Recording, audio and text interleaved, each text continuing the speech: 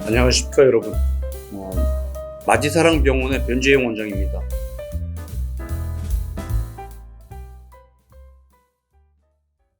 오늘은 무릎에 발생이 되는 스포츠 손상 중에 비교적 흔한 손상인 전방십자인대 파열에 대한 얘기를 한번 하도록 하겠습니다.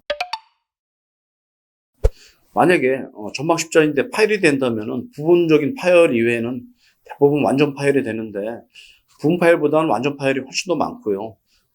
완전 파열인 경우에는 대부분 수술적인 치료를 하게 되겠습니다.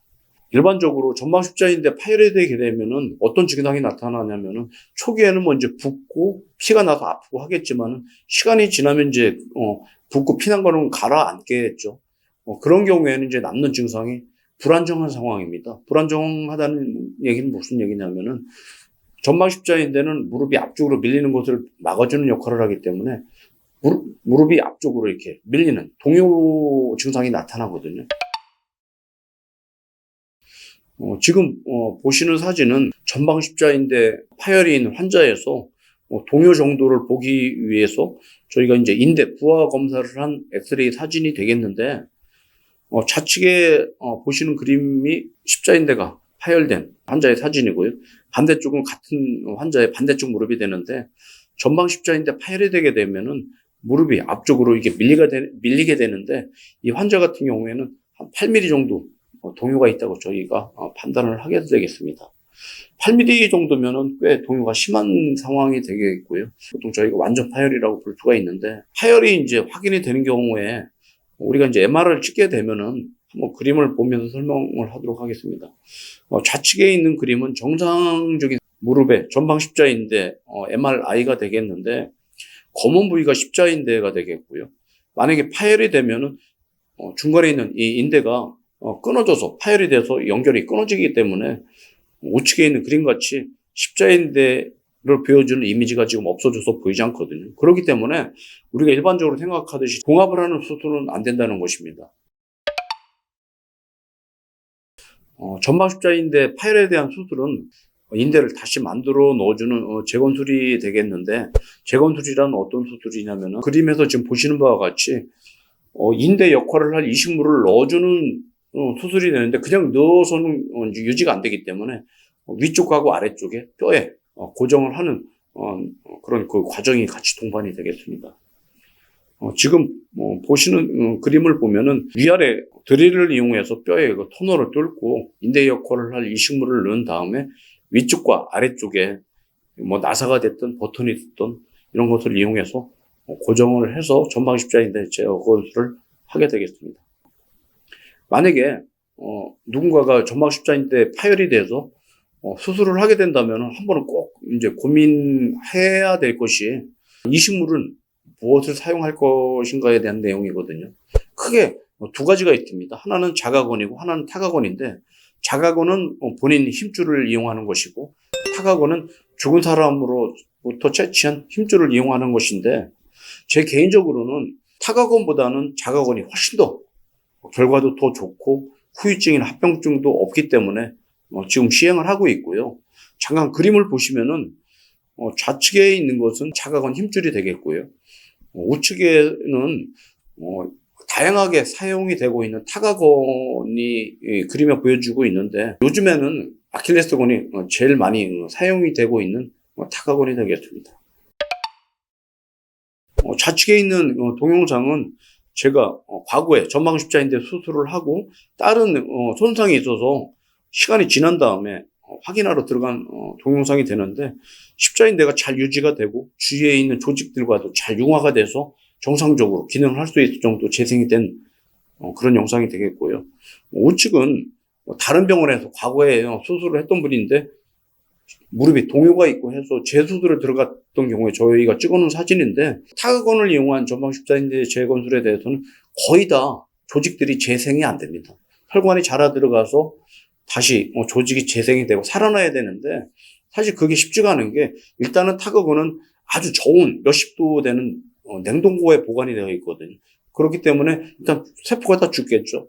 또 하나는 조직이 아무래도 환자 본인하고는 이 면역학적으로 맞지가 않지 않습니까? 그렇기 때문에 이식을 해놓게 되면 관절 안에서 염증성 반응들이 일어나면서 재생도 잘 안 되는데 염증이 생기니까 더 좋아지지 않겠죠. 그렇기 때문에 타각원을 이용한 전방십자인대 재건술을 한 사람들 같은 경우에는 시간이 지나면 지날수록 무릎에 뭐 물이 찬다든지 동요가 더 심해진다든지 아니면 관절염이 좀 일찍 온다든지 하는 후유증이 꼭 남게 되어 있습니다.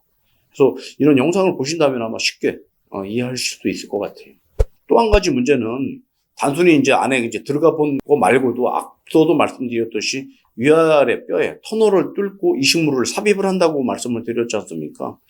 자가건, 환자의 본인의 힘줄을 쓴다면은 사실 면역학적으로도 거부 반응이 없고 살아있는 조직이기 때문에 재생이 잘 되기 때문에 터널을 뚫었을 때 그 터널이 그대로 유지가 됩니다.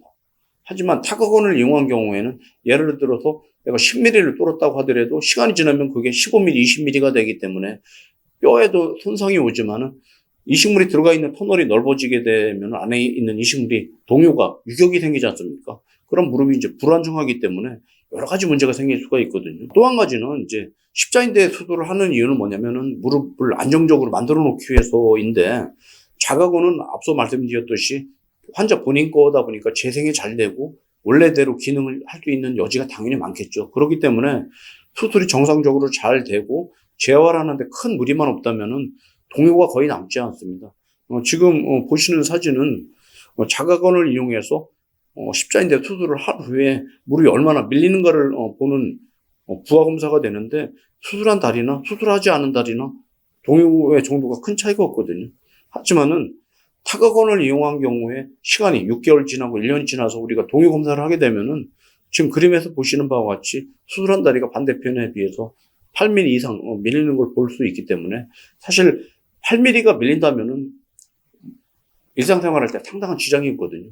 또 이제 뭐 다른 손상도 올 수도 있고 연골이 파열이 될 수도 있고 관절염이 올 수도 있는 여러 가지 문제가 생길 수가 있겠죠. 그래서 이런 이유 때문에 타각원을 이용한 전방십자인대 재건술보다는 자가건을 이용한 전방십자인대 재건술이 좋다고 말씀을 드릴 수가 있고요. 이제 한번 정리를 해보겠습니다. 자가건의 장점을 말씀을 드리면은 첫째, 거부 반응이 없습니다. 조직이 살아있고 환자 본인의 그 조직이다 보니까 빠른 조직의 재생이 되고 안정화가 되기 때문에 원래 기능을 할 수가 있고요. 부작용이 또 없고요. 보통 타각원을 이용하는 경우에는 타각원에 대한 재료들을 사야 되지 않겠습니까? 건강보험에서 보험 기준이 안 되기 때문에 환자 본인이 비용 부담을 해야 되는데 그것도 적지 않은 부담이 되겠고요.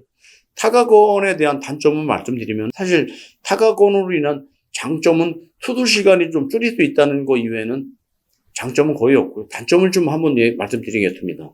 거부 반응으로 인한 염증이 많이 생길 수 있다는 거고요. 조직이 냉동 상태에서 죽어있는 조직이고 환자 본인의 조직하고는 또 맞지 않기 때문에 합병 기간, 그러니까 재생이 돼서 이게 낫는 기간이 오래 걸린다는 거. 앞서 말씀드렸듯이 뼈에 터널이 넓어질 수 있다는 거. 이런 여러 가지 문제가 있기 때문에 재활 기간도 길고 또 추가적인 비용이 더 들기 때문에 사실 타각원으로 인한 장점보다는 단점이 훨씬 더 많게 되겠습니다. 자가건을 이용한 수술을 하게 되면은 채취하는 부위가 있어야 되지 않겠습니까? 크게 세 가지 중에 하나를 이용하게 되는데 슬개건을 쓸 수가 있고요. 대퇴사두건을 쓸 수가 있고 햄트링건을 쓸 수가 있습니다. 저 같은 경우에는 요즘에 햄트링건 중에 방건양건이라고 하는 하나의 힘줄만을 이용해서 수술을 해서 수술도 쉽고 근력 저하도 최소화시켰고 결과는 좋고 그런 결과를 얻고 있습니다.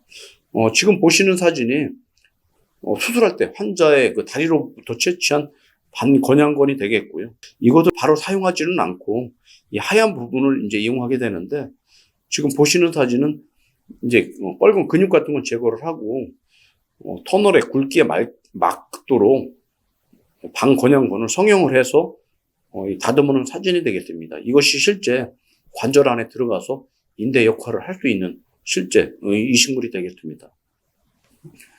오늘은 전방십자인대 재건술을 할 경우에 이식물이 크게 두 가지 있다고 말씀을 드렸죠. 자가건, 타가건이 있는데 자가건을 이용한 전방 십자인대 수술이 왜 좋은가에 대해서 말씀을 드렸습니다. 감사합니다.